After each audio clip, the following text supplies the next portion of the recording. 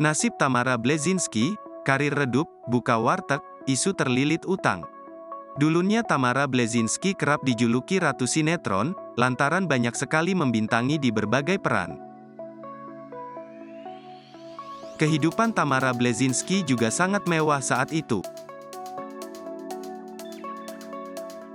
Tamara Bleszynsky juga sudah lama tak terdengar lagi di publik.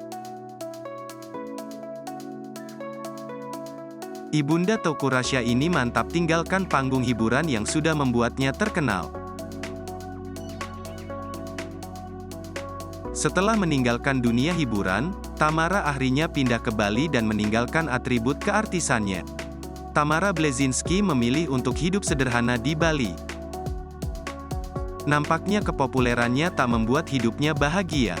Mantan istri Mike Lewis ini pun memilih untuk membuka usaha warteg di Bali.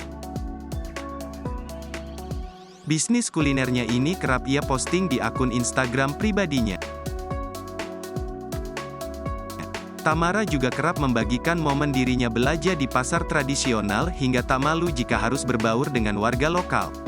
Wanita kelahiran 1974 ini juga memiliki sifat yang humble. Seperti yang diketahui, Tamara memiliki 2 anak dari pernikahannya yang berbeda.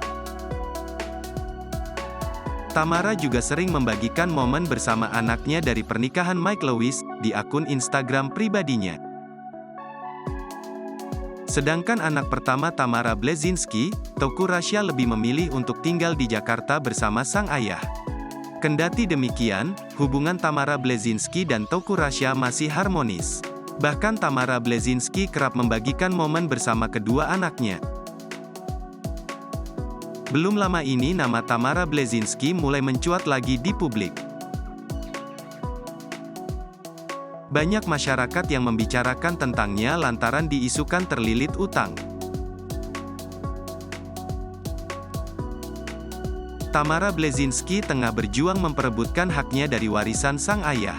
Tamara memiliki warisan yang diberikan sang ayah yaitu sebuah hotel mewah di kawasan Cipanas, Puncak, Jawa Barat.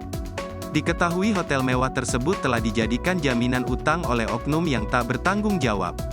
Padahal Tamara sudah memiliki hak atas hotel mewah tersebut sebanyak 20% saham. Kemudian, Tamara Bleszynsky tiba-tiba mendapat surat yang berisikan surat utang hotel. Sontak Tamara Bleszynsky kaget dengan surat yang telah dikirimkan kepadanya.